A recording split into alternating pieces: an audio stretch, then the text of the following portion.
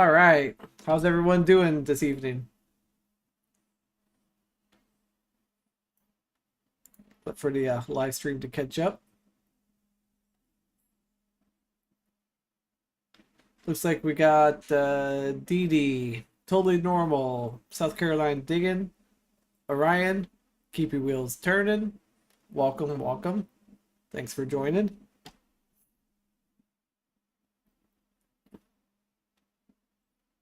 I know there's always a good old delay on YouTube. Give a second for chat to catch up. Hi there, Mikey.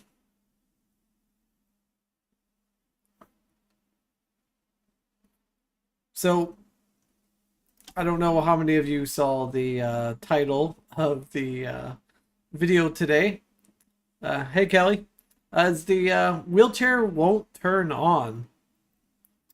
So, last week, I was tilting back in my chair, relieving pressure, like I always do, just relieving it, making sure, um, you know, that I was doing what I'm supposed to. And while tilting up the wheelchair, it decided to basically turn itself off. It wouldn't turn back on. So let's go ahead and take a look at what error code I was getting and all that fun stuff. Got some photos here.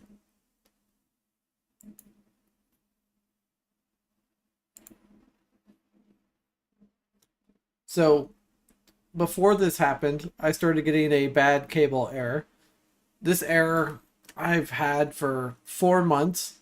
I knew what cable it was. The DME came out. I won't mention their name. And they said, oh yeah, we know what that cable is. We're going to replace it.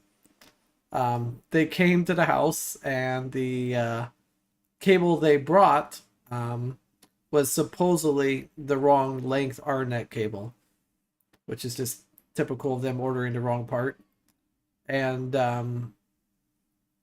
yeah, so basically what happened is I was doing this, doing a nice little tilt, and in about this position, the chair shut off and refused to turn back on.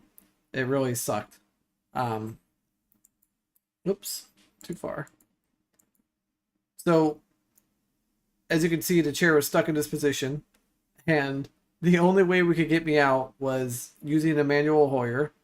The reason why there's pillows back there is after we got me set up the first time with the Hoyer, basically I needed, the Hoyer couldn't lift up high enough to get my butt to clear the seat.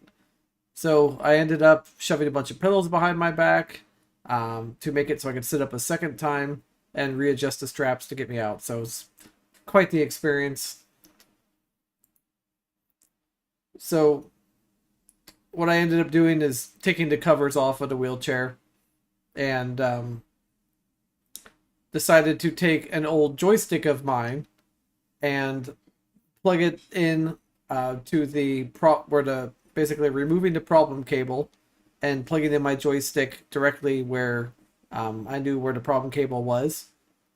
And I was able to basically finally figure out what cable it was after referring to some manuals provided by Totally Normal, thanks to his brokenwheelchairs.com. Free plug. You're welcome. So I basically kind of wanted to talk about is if this ever happens to you, kind of what I figured out and what you can do. So if you're ever stuck with your chair while you're tilted and you can't get it to turn on, there's a way to get around it, especially if you know it's a bad cable. So underneath your foot plate, at least for me on the F3, there's the ICS box. There's one cable here that goes up and goes to the seat elevator. There's another cable that goes up here down the back of the frame and then goes into a the RNet controller in the back. So I knew that cable was good because I knew what cable was already the issue. But it was this cable that runs from here all the way. Oops. Oh man, hold on. Mouse is being done. So cable runs all the way up here, across the seat pan, and all the way to the back of the chair. So if that ever happens to you, the only thing I did is I basically unplugged this cable that I knew was the bad one that follows the seat elevator up, plugged in another RNet cable I had and a spare joystick, and I was able to get the chair on and at least get things working again. And what I did temporarily is I went in my stash of RNet cables and happened to have one that was the proper 98 inches, and I basically ran another cable zip tied to this one all the way up and around the chair and plugged it in, and that's what I'm using right now until the DME can fix it. The DME is claiming that they replaced the correct cable, but upon inspection of the invoice they left me, they replaced an ICS cable, not an RNet cable. So let's pull up some documentation here.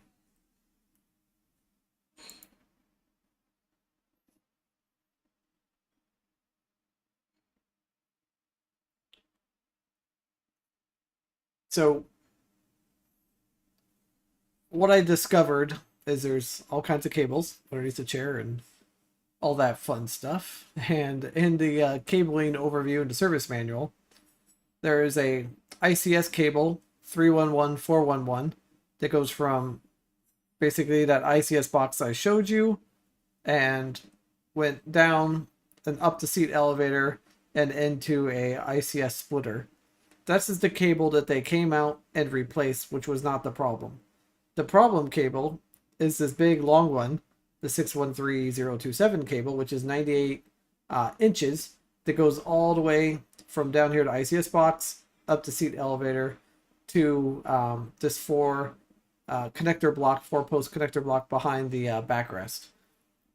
So I've been arguing with the DME, trying to explain to them that they had replaced the wrong cable. Yeah, it's just going to be kind of a thing. Yes, totally normal. We can definitely do that at the warehouse because I have a feeling it's going to be a while. I did a decent job zip tying, but you know, I'm limited on my resources of hands, so I'm kind of have to go and explain to people what it is I need them to do. And anyways, so this was all last week, and I'm very thankful that one, my caregiver and or family member were here at the time of when this happened, so I was able to get out into my other wheelchair safely. I'm also very thankful that I kept my old power wheelchair, which I know not everyone can do due to space and limitations. And I was very fortunate to be able to have that. If not, I'd basically still be stuck SOL without a working wheelchair. The earliest that they said they could maybe get something fixed is maybe next week, even though they're basically trying to claim they didn't change the wrong cable. So yeah, so it's going to be a little bit of a long fight to get them to come back and fix the cable, but we'll see if I can get something going again. And yeah, anybody have any questions about any of that fun stuff? I'll like chat catch up for a minute. And yes, John, it's a very good thing for rebels. I agree. We got to be able to fix our own stuff.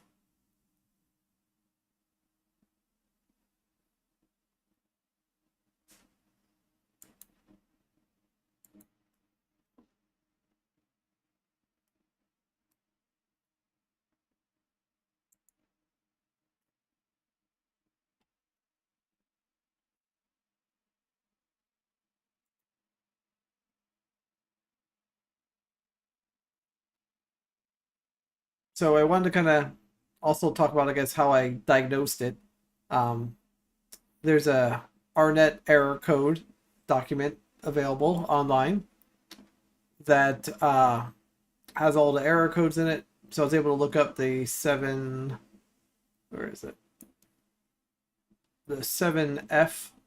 Let's scroll down more. 7F00. That means basically bad cable.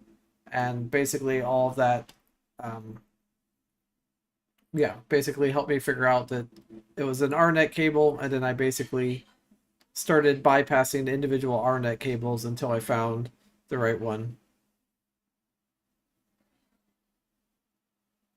Yeah, Kelly, I agree. It does not take that long at all. Yeah, who was that weirdo that took my dongle? Seriously, man, I need to get some new programming done, so I need to maybe borrow that thing again, if you don't mind, just for a little bit. I'm glad I had that. It's been a great addition to the totally normal arsenal. We'll call it that. Totally normal arsenal. I like that.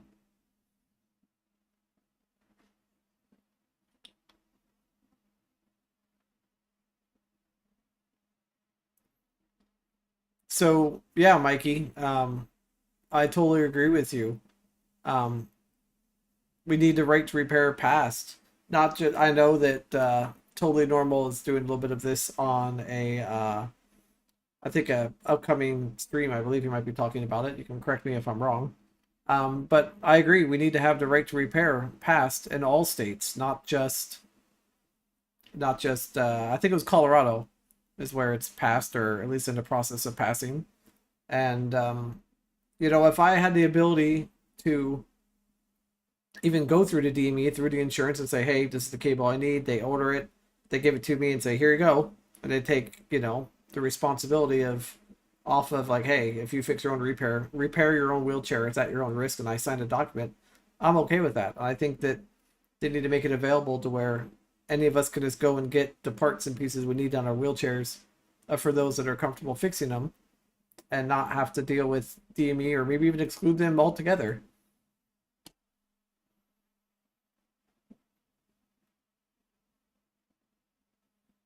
On Friday, it's expected to be signed. Awesome. That's huge news there. Totally normal. That's awesome.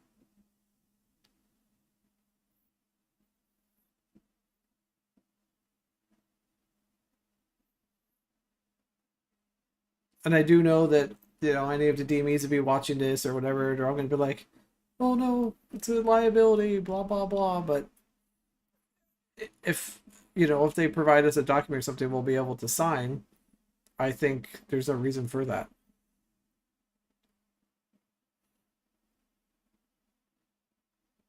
A federal program for caregivers so we can travel freely and not restricted in a few counties around us.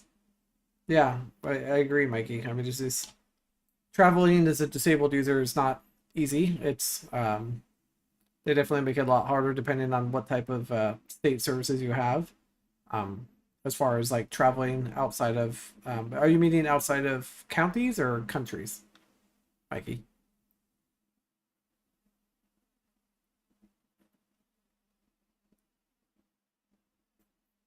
DD had an ICS cable get the outer casing, got rubbed away, and had bared wires once. Yeah, I don't think out of all. So I've had permobile wheelchairs since, oh gosh, I think since 2000. I think since 2000 or 1998, I've always had permobile wheelchairs, and this newer F3 has had a bad gimbal,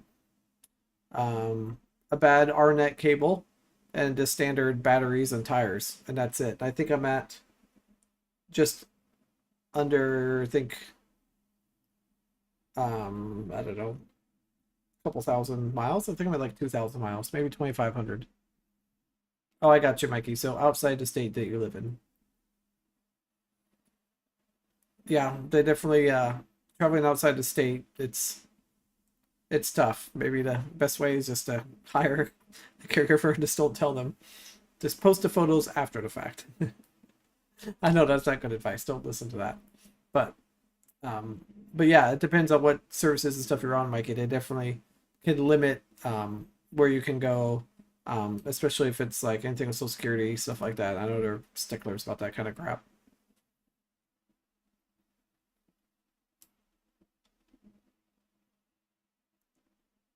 I agree.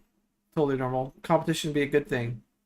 I think uh, the DMEs are I don't know. I feel like the quality of service has gone down. I mean, I remember my first wheelchair. They came out, they readjusted it. You called them, they came out right away.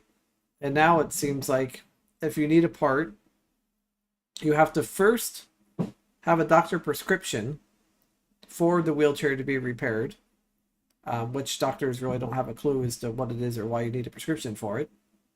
Um, Once you get a general prescription, you then contact the DME, and they basically order the before they even order the cable. They write up a letter.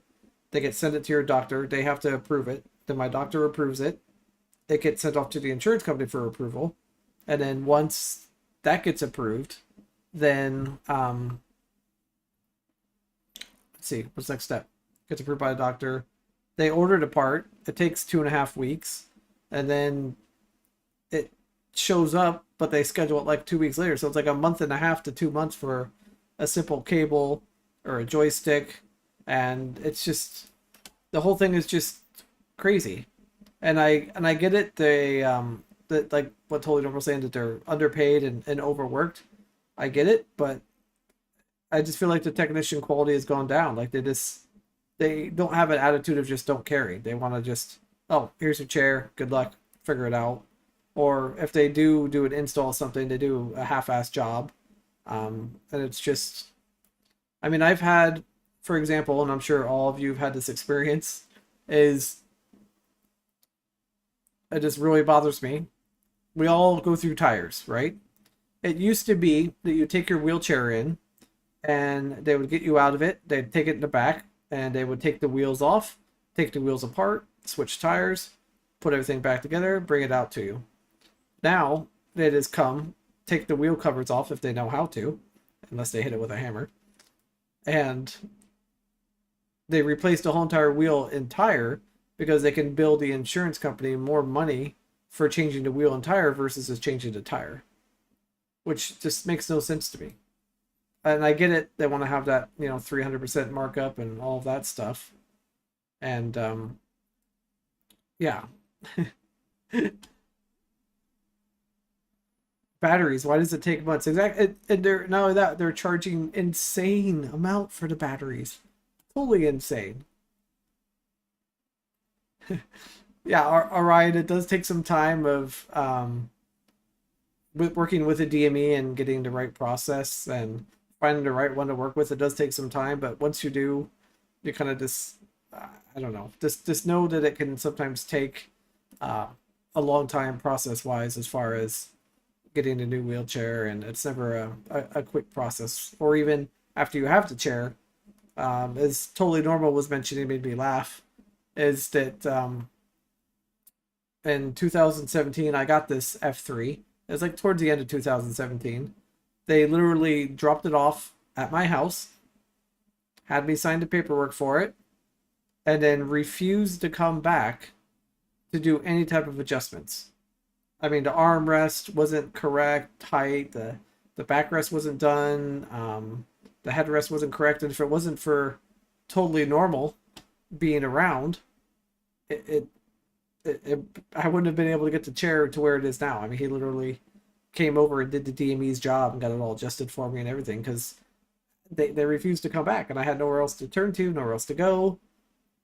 And it was before I could get a hold of another DME to come out and use it, and I needed to use it right away because I was fresh out of the hospital with a lovely injury, which we won't go too much into, and I really need to start using that chair. So it was, yeah, I won't mention names, but the DME dropped it off and then they refused to come back. It was a horrible experience.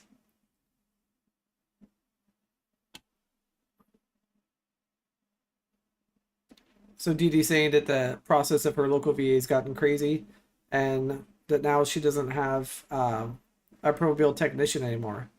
And I kind of wonder, like, as far as the people that are at these DMEs, like, I guess who trains these people to go out and do wheelchair repairs? Is it the local, like, companies of the wheelchairs? Like, is it the local rep?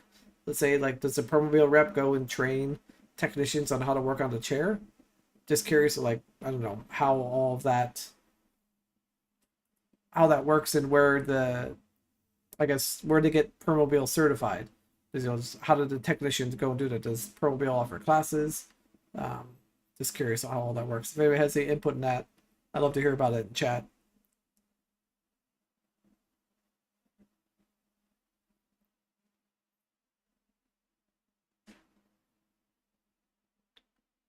Yeah, so totally normal. The Group 34 is for the M300s.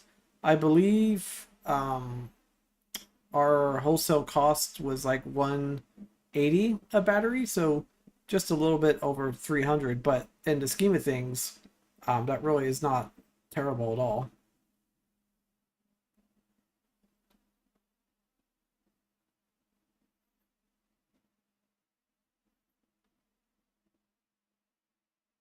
New message for Mikey. He said he just got his new power chair. It was under 7 weeks and amazing Pro Mill 300 HC.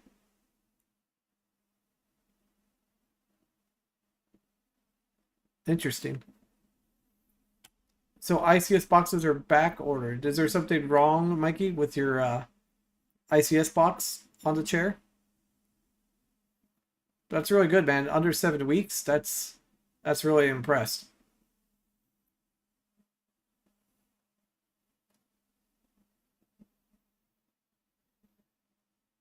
So in theory, the manufacturer's reps are supposed to buzz around and help the DMEs out, etc. Interesting. Kelly, no, no, no.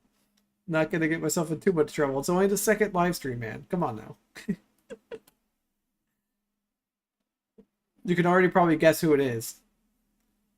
So, if chat might mention something about ocean, then you might be able to figure out who it is. This Permobil out of Nashville, Tennessee. They might have an office down there in Tennessee, but I'm pretty sure their main headquarters is in Sweden, if I remember.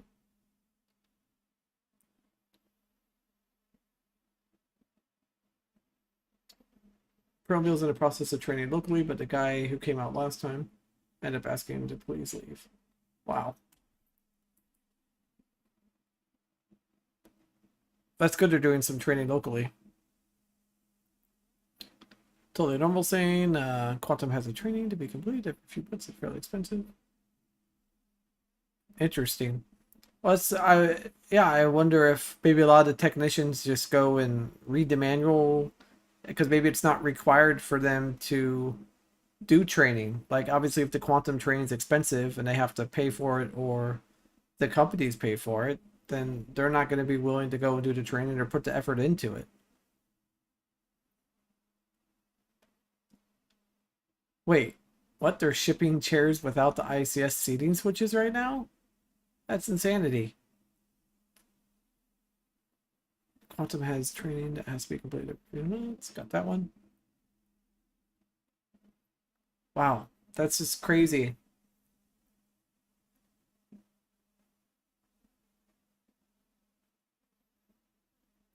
Sorry to hear that, Mikey.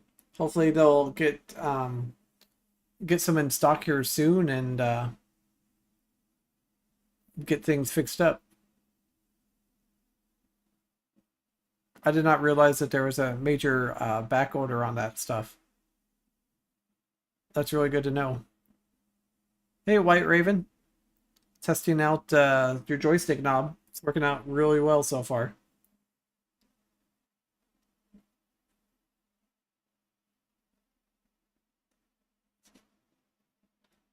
It's hard to tell me how far chat is before I am talking, so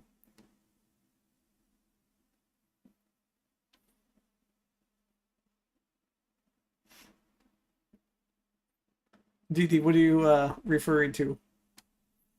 I don't know how far behind chat I am.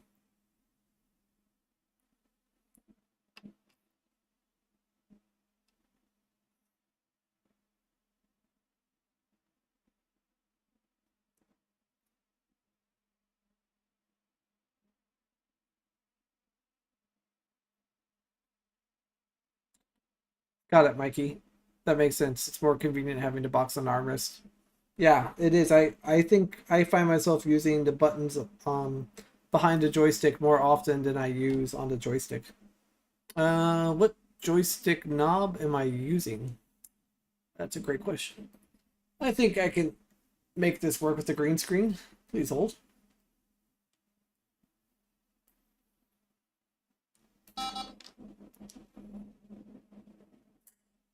I think I can get this up in the camera view. Yep. Ignore the table there behind me I just ran into. Sorry about that, table. And yes, that's water, in case anybody's wondering. Let's see if we can get this on. Almost. Oh, man.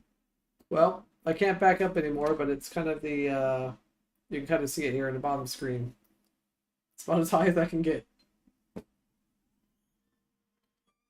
Yeah, it's working out good. I haven't had a chance to, White Raven had a chance to try it for any of my long hikes, like for the, 5 to 9 mile hikes. That's one of the things I want to try to do tomorrow, to give it a test and make sure that it's the right one for me to do long hikes and stuff. That's kind of the whole point of reason why trying them out is, yeah.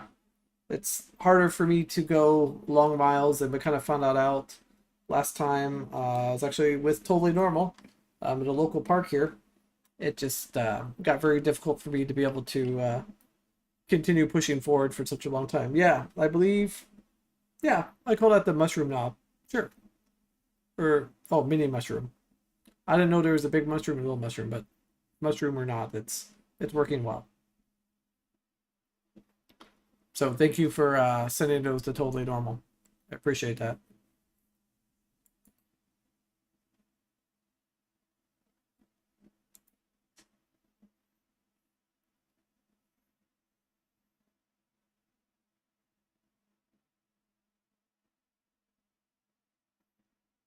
So John, I saw that you also said that you have been waiting for an ICS box since 2020. Has that been the same thing for you? Just they just can't get it, and that's when the shortage started of ICS boxes? Yes, Orion. Agreed.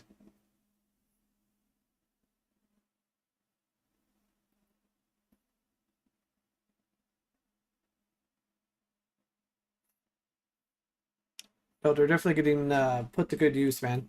You did a great job. That material that you made them out of was fantastic. It feels good. It's got good feel to it. Yeah, it's good.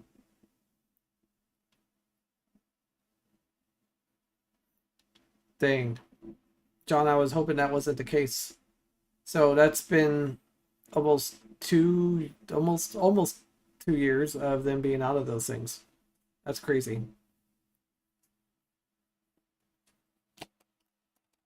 So it's currently, is it 91 degrees inside the bus is what I'm guessing?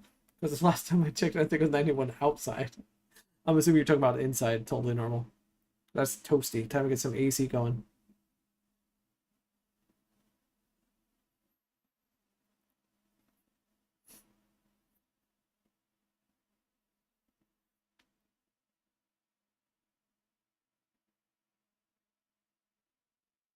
Well, John, I may have an old school ICS box laying around. I'll check my stash. I might have an old one, or actually maybe even one of the soccer chairs may have an extra one.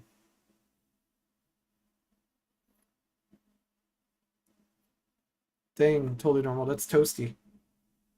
Especially with even the hatches and open too. That's, yeah. That's good for the old PC, little 91 degrees. It's the ambient temperature that counts, right? Thank you. So, what the other, does anybody else have any conversation pieces you guys want to add to the right to repair? Anybody else have any thoughts on it, or reasons why you think that it's something that needs to happen? I just like to get other users' inputs as to why the right to repair should happen and what your thoughts are on it.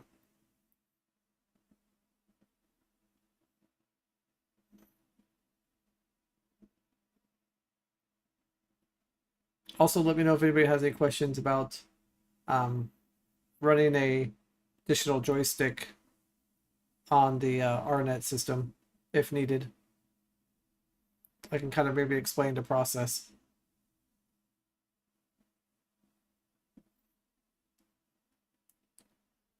Yep, I agree. We definitely need it.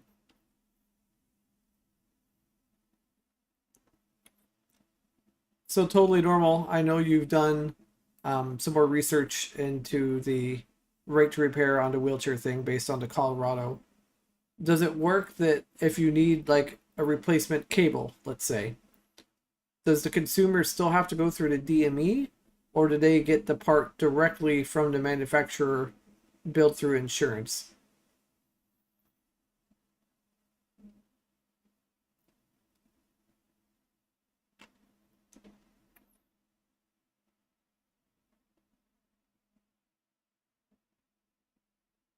Oh man, the days of buying joystick gimbals off of eBay could be over if we can actually get those.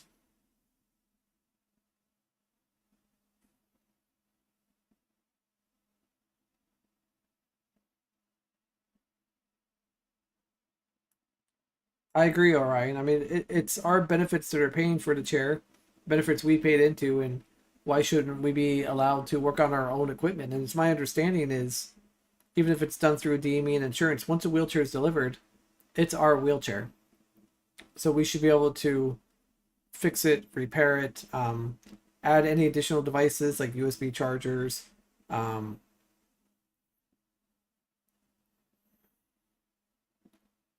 let's see. Would it void my warranty if I bought a Bluetooth module off of eBay and hooked it up to my chair?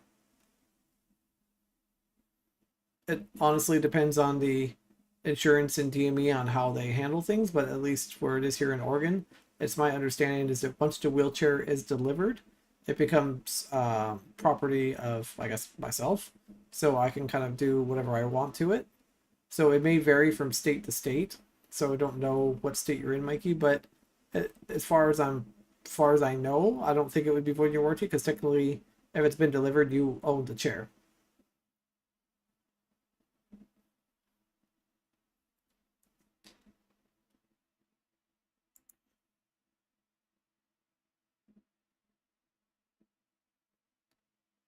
John saying last time I needed parts, they told me they did not make them, so I had to look on the order for them and find them part numbers.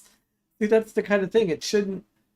You shouldn't be doing the DME's job for them to provide them part numbers because they say that, oh, they don't make that part anymore. That's just ridiculous. I mean, it shouldn't be our responsibility to do the DME's job.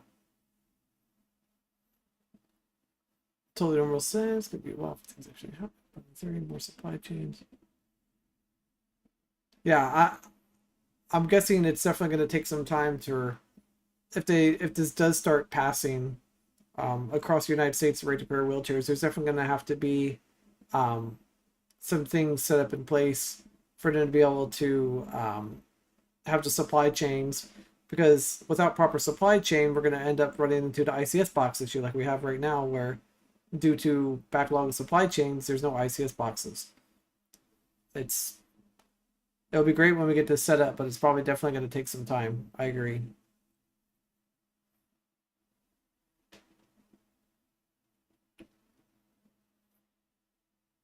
Wow. So John is saying that for his DME experience, he sent them the part numbers. They sent it to him, and once it delivered, they didn't even know how to put it together, so he had to. Uh, Keep your wheels turning. Did they allow you to put it together yourself? Because I know that sometimes they're kind of particular, like, oh, we have to install it, liability reasons, blah blah blah.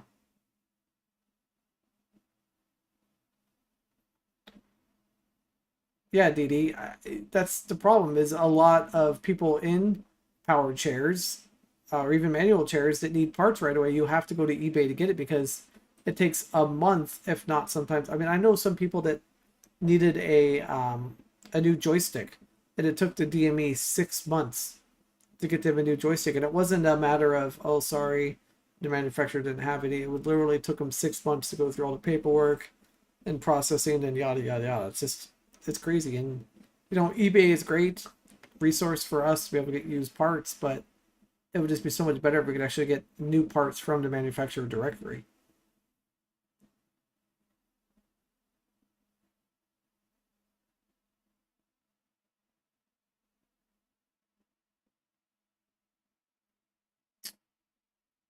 Yeah, totally normal. I agree. There's a lot of details to work out, but passing to one state is huge. Gets the ball rolling, and hopefully we can kind of get the ball rolling across everywhere. Use our platforms to talk about this. Maybe talk to other people that have been involved in this, which I know Totally Normal is involved with right now, and I think it'd be huge. We can finally get some things, pushing the right direction.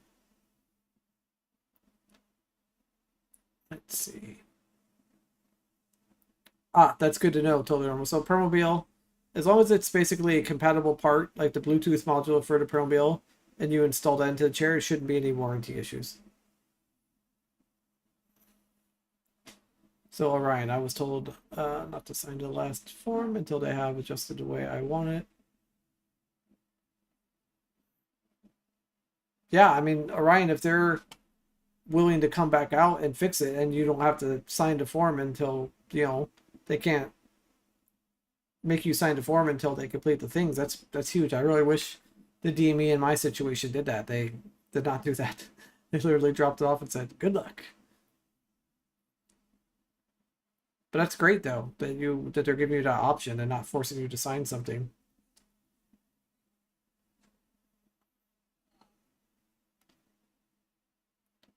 John, that's this crazy story. The box of parts and hardware. That's just crazy.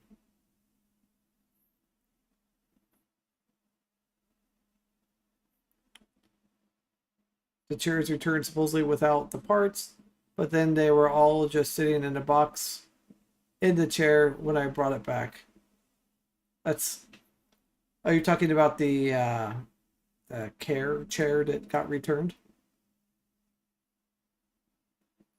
And yeah, DD, are you talking about eBay prices being off the chain? Because you're absolutely right. Like I feel like that there are a lot of prices on eBay for even some of the used wheelchair equipment is just astronomical. And I'm hoping that with the repair that's going to hopefully be signed into law on Friday for Colorado for wheelchairs, um, I hope that it allows us to get like the parts and stuff at like a cost to not have to deal with that 300% markup. That's true, Didi. I mean, this is just a small group of people, and look at all these different stories we have about situations we've all been put into, and we're all from different states, different areas, and yet we all have stories like this where we've been screwed over by a DME that where we're confident enough to be able to fix or even modify or work on our chairs ourselves. True. Totally, you're right. There are, and honestly, before I moved to Oregon, I had great DME experiences out in Arizona. I didn't have issues with them not coming or fixing the chair properly, or even when I lived in Seattle area, same thing. I didn't have any issues at all. It just seems to be honestly in the last, I'd say the 5 to 7 years range is where things kind of started really going downhill.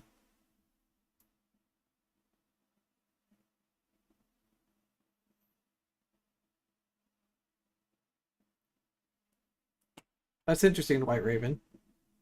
Joysticks with the cable cut off on eBay for like half price of a new one. Hmm. I think there's a lot more people, I think, out there that are maybe realizing that wheelchairs have a lot of what's the word we're looking for? Like wheelchair parts can have a lot of worth. So I think there's a lot more people that are getting a hold of wheelchairs, taking parts off of them, though, just not taking it apart nicely and just cutting off cables, and that kind of thing. But that's good though. To be able to get something with a broken cable, I'll get it half price. That's huge.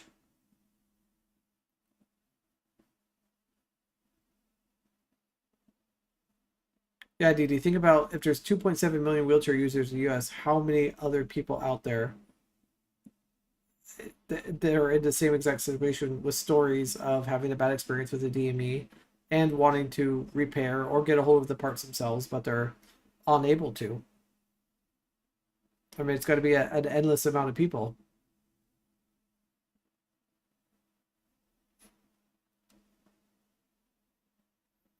I think the last few things I have purchased on eBay was a gimbal, because I always like to have a spare gimbal laying around because, well, it's always important to have one because those are known to break, especially the soccer chair that I use. And I also have two extra 120 amp controllers just in case if I blow one up on my soccer chair, I decide to buy an extra one. And I have a few RNet cables and two spare joysticks that I bought on eBay in my collection just in case.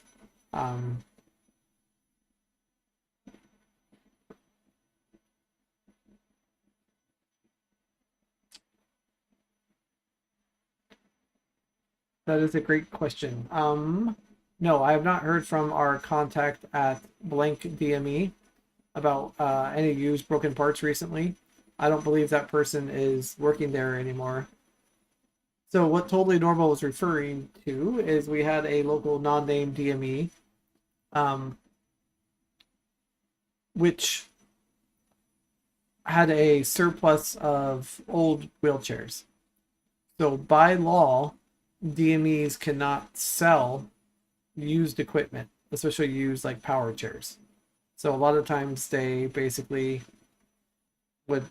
have to put them outside the dump in the trash. And we happen to have a contact for a while to help us out with power soccer chairs and parts that would let us know when things were going to magically appear outside in the possible trash. And we were able to go and get some chairs and stuff that way, which really helped us get the power soccer program going. I think in 2015, it was like 2016, Totally Normal, that we got 6 or 7 M300s just to help us get the power soccer program going. It was awesome. It was a really big help.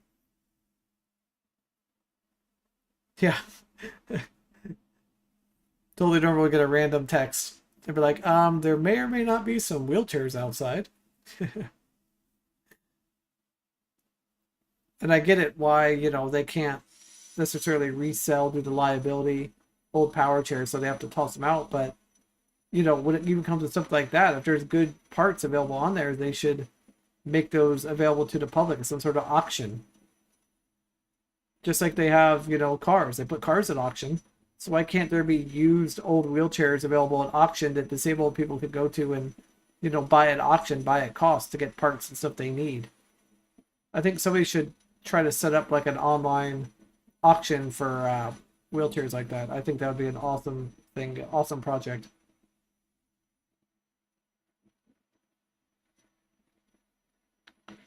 White Raven said $3 for a joystick with the cable cut off. Wasn't very good.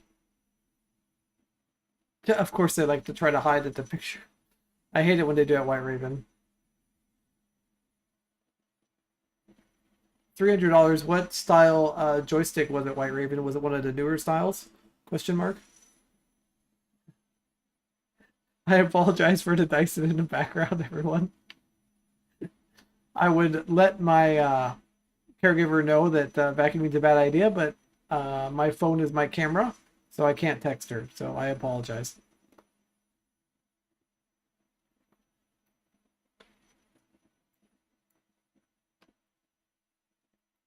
Get your chat.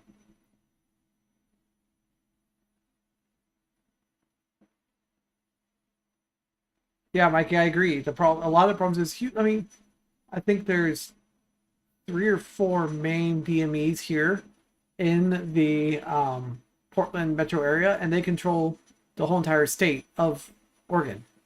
It's just insane. There's no reason why that they need to have that much control. Damn you, Dyson! Oh man, that's really funny.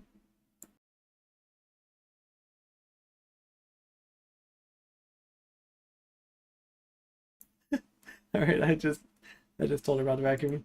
All right, back to chat here.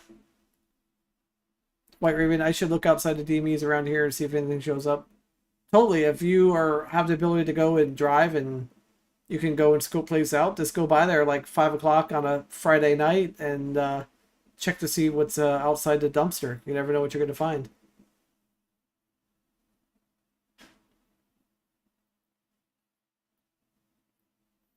Totally normal. Are you talking about random organization claiming them like an auction kind of situation?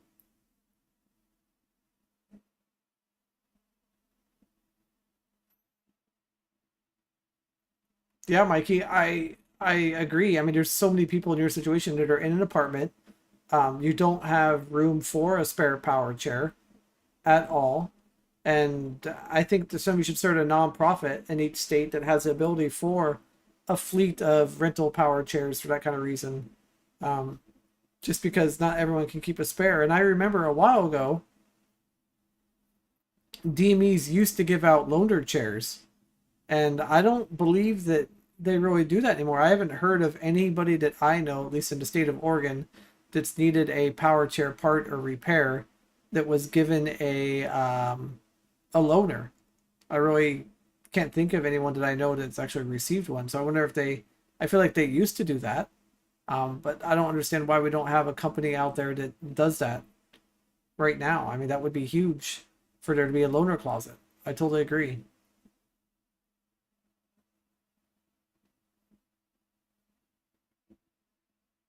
Yeah, New Motion's one of the biggest. I don't even know how many things they have across the United States or if it's just on the West Coast, but they're huge.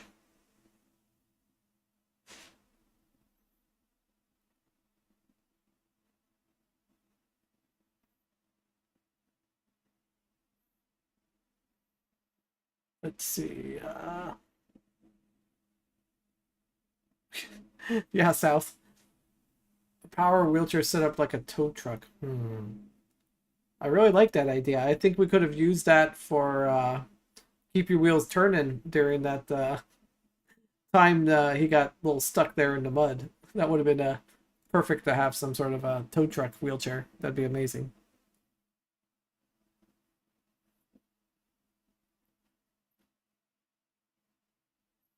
Let's see. They say it's illegal for loaners. Interesting. So I wonder if they started, I guess, not having those anymore, DD, because of the liability. It used to be where they gave people loaners, but now they won't do that. It's and honestly, I think it's like a per state situation, not necessarily a per company, especially if Mikey is saying that his new motion person, I don't know what state you're in, Mikey gave you a loaner chair. That's huge because, like I said, it's been at least, I'd say at least 5 to 10 years I've heard of anybody ever receiving a loaner chair. Yeah, it definitely is becoming more and more rare, which I think is the reason why the right to repair is even so much more important. Is like, oh, sorry, your wheelchair has broken motor. It's going to be a month before we can get to you. It's if we had loaners, it wouldn't be such a big deal. Let's see. Need a Turo for wheelchairs. White Raven, that's awesome.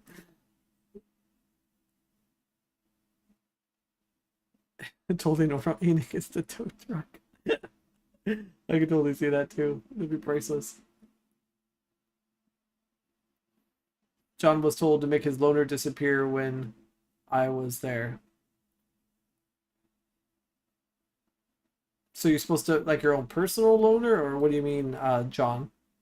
When you're returning it?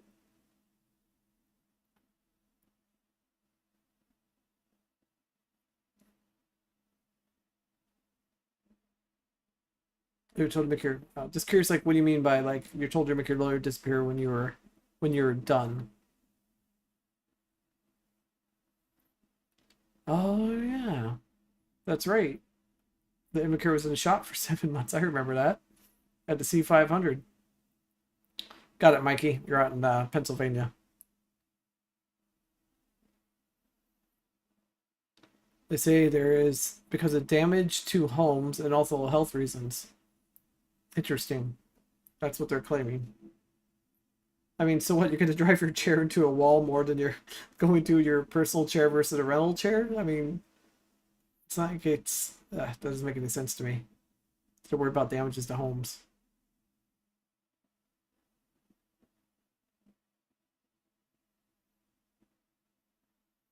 That's true, Orion. That's one thing I thought about is that there's no manual release or anything for the tilt mechanism on the chair.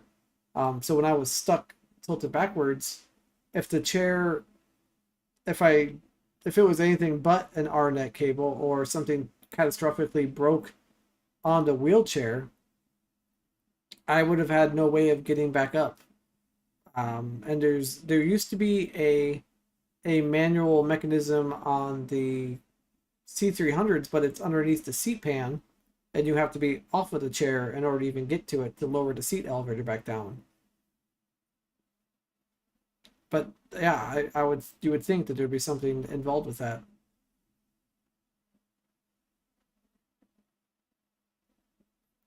Yeah, correct. Kelly's saying that Medicare will not pay for repairs to your backup chair, which is totally true. They won't pay for um, any of that kind of thing. Didi saying that the VA will not for a backup chair, but they will for a spare chair. Didi, what do they consider the difference between a spare chair and a backup chair? Do they have any type of difference kind of thing?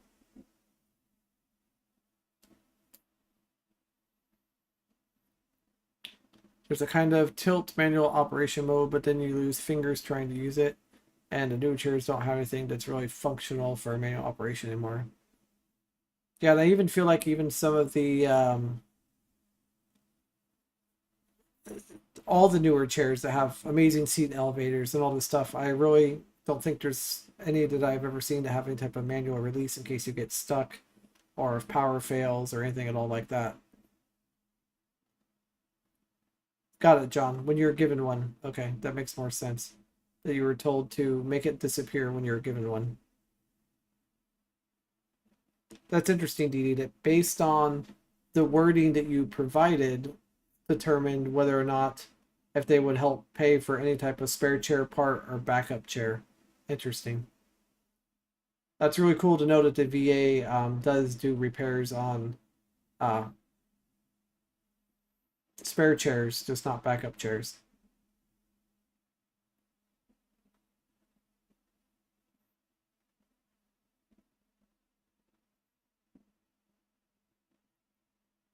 And Totally Normal saying that the Promo rep told him not to use the manual seat lift on the new chairs because it'll 100% break the actuator. Now, Totally Normal is the actuator on these chairs. I know it's a little bit different, but it's the same concept with having the hole on the seat pan.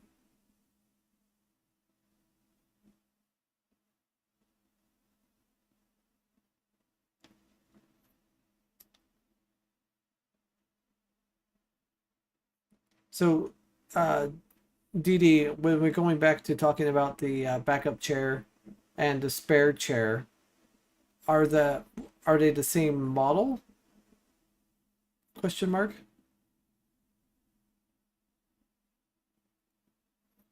That's a good question, Iron.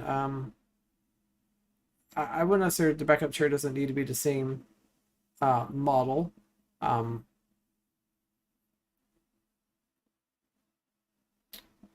I see what you're talking about. So swap to the.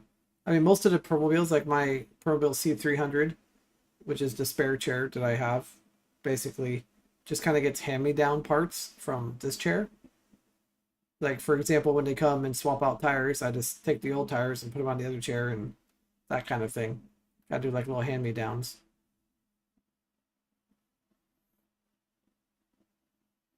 But even if the chair was the same model, they probably still wouldn't necessarily repair it, because obviously every chair will have its own individual serial number.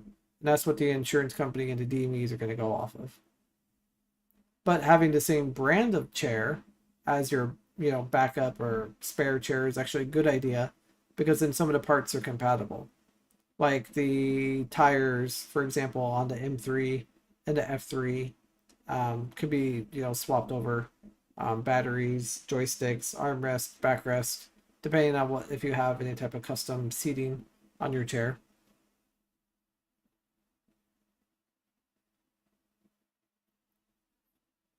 It's totally normal saying it's horizontal under the seat pan, so from the front of the chair. You have to manually spin two back at the same time, and the chair couldn't be occupied. Got it. That makes sense. There'd be some sort of manual release kind of thing, but it wouldn't help in the situation of me being tilted backwards like that. So,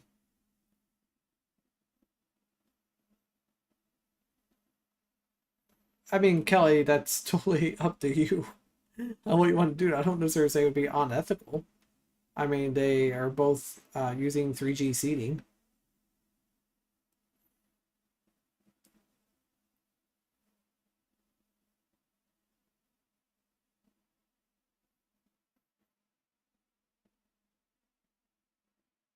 Wow, DD. That's amazing that the VA is willing to um, continue to work on your M3 even after you get your F5 VS.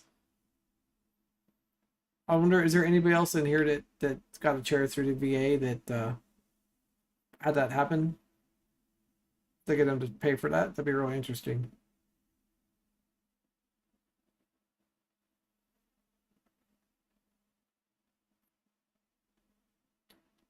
Yeah, I'm gonna have to agree with totally normal on that one. You're eligible for parts. Yeah, I mean, this comes all down to, I mean, I think that if the right to repair was available everywhere, then we wouldn't be having this conversation about spare chairs, backup chairs, because I feel like that there'd be a lot of us that would automatically have parts and everything, or be able to get parts sooner and quicker, so we wouldn't be in the situation of, do I have a backup chair? Can I get a backup chair? Is there, can I get a loaner somewhere? Those are the kind of things I think that would, change if we had the new law to make it so, we had the right to repair. It'd be huge. Kelly, I bet they are. I could hear the banjos right now.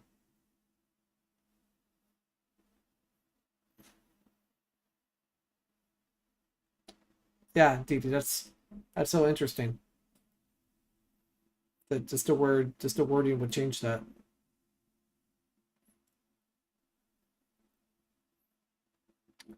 Wow, this has been great, guys. We've been going for an hour. Thank you for all that have all been here. We're going to be fishing here in probably about the next 15 minutes or so. So we still got some time. Just wanted to thank everyone for being on here tonight and being a part of this live stream. I'm hoping to in the future add some additional cameras. One will be at the top of my desk so I can show and talk about some of my electronic projects I'm working on, to be able to show you guys what I'm working on, give you a little bit better visual besides just my head in a corner and chat. So those are all things I'll be working on in the next, hopefully by next week, or if not the week after that, just to be able to give you guys a much better cool view and that kind of thing.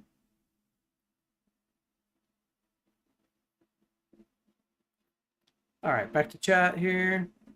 Wires continue with just stock batteries. There's 3 sizes almost every chair. That's true. I wonder if they don't stock batteries all because they're worried about shelf life? Question mark. I don't know if that could be a real thing or a problem, but maybe. Maybe shelf life is the reason why. But most of the batteries, I mean, we've had some batteries chilling on the shelf for 2 years out in my garage during the situation, and most of them came back to life. I have one that's got some issues, but for the most part, all the batteries came back to life.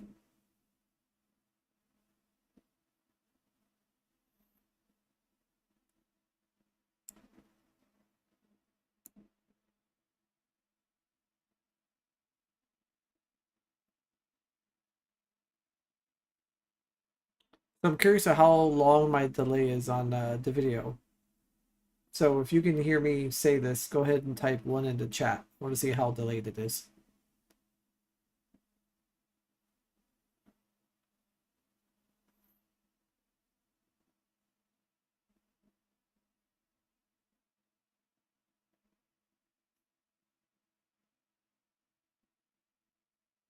Yeah, totally normal. I can totally. The Lowe's of Rothman wheelchair repair. Yeah, it's so true. I can see you getting super animated about it. Wow, so that was almost a 20 to 30-second delay. Okay, good to know. I think I need to thanks, John. Give me a 2. Um I'll have to definitely go and do some adjustments. I think I can do some stream adjustments to make it not so latency. That's definitely a lot further of time that I want, just so I can be caught up with chat at the same time.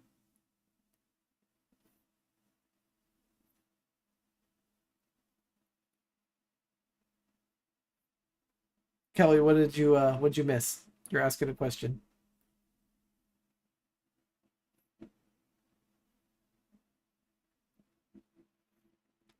That's true, Dee Dee. I'm sure there's some that are stocking issues are driven by the manufacturers, but if they're having shortages, but battery should be something that should be readily available, you know?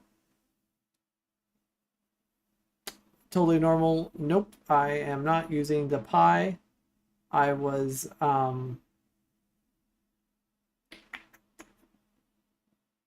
am going directly from OBS to YouTube. I do know that there is a setting that I could change. So I will do that on the next, let's see. It looks like it was set to normal latency. So maybe that's why. Since you do live chats a lot more, would you normally have your stream settings switched to question mark? Oh, Kelly, so I was asking basically by the time you guys write into chat and I answer is anywhere from like 40 to 60 seconds. Ah, that's why. Okay. I'll adjust to the low latency next time, and that will make it so chat and my voice are a little bit more concurrent at the same time. No big deal. Easy fix.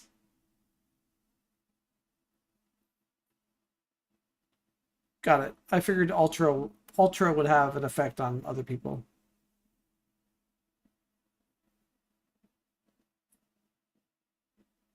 So Dee Dee, you have me on the phone and on a PlayStation? Is that how you're watching me? Awesome. Hopefully I'm in a nice large 56-inch television. Or 60-inch television. Any size television.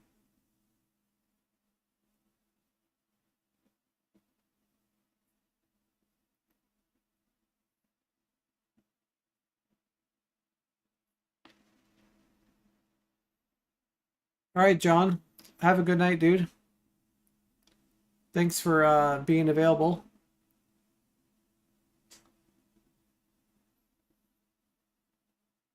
65. Sorry, Dee Dee. My bad. Didn't get that size right. All right, Dee Dee. I mean, if you're requiring unit information, like machine, needs to be better.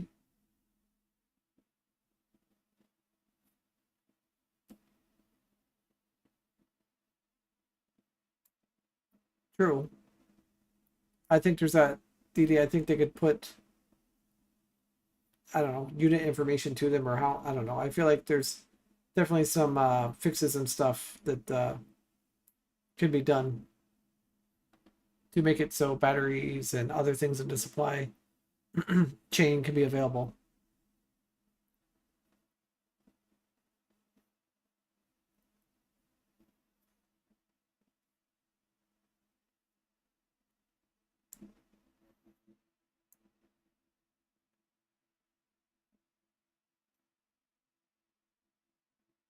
Yeah, and I believe I'm pretty sure Permobil does as well, as far as tracking all parts to go on the chair, or at least the DME, sends them that information at least.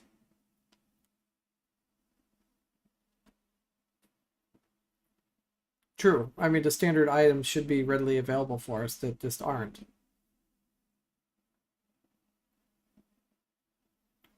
And standard items should be available. Even like the simple stuff like batteries and tires, like those are the most common standard thing that goes wrong on wheelchairs that we're always fixing and repairing at one point in time.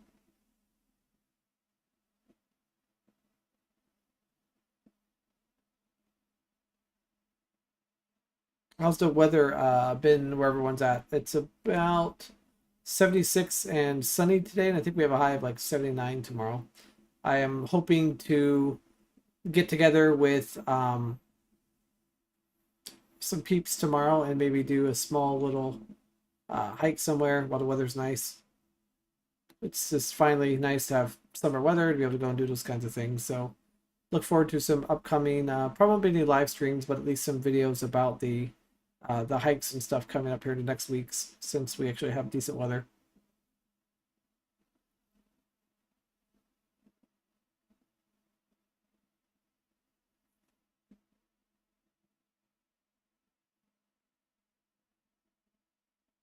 $93, huh, DD? Nice. Oh man, all right. If they could have it available for us to get lithium and lithium ion batteries too, man, that would just be yeah, that's something I would love for the manufacturers to start doing, is to have alternative battery options so we can increase the mileage on the chairs. Don't get me wrong, 9 miles is pretty decent on my F3, but if I could have a lithium ion battery and be able to go even 30 miles, would just be a huge improvement. And totally normal saying other than Bounded are any other manufacturers. Yep, so true. I believe Bounder is the one and only right now that's using that.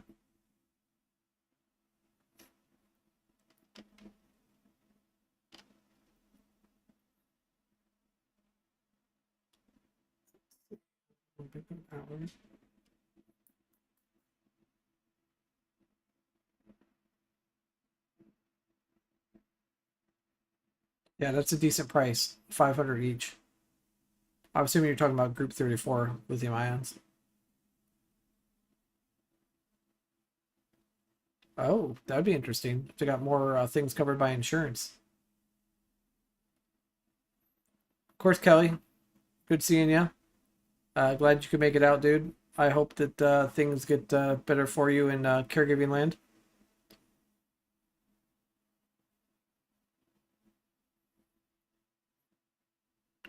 Yeah, it's great to finally hear that Bounders getting their getting more wheelchairs and stuff out there, especially insurance approved that have that battery technology. That's huge.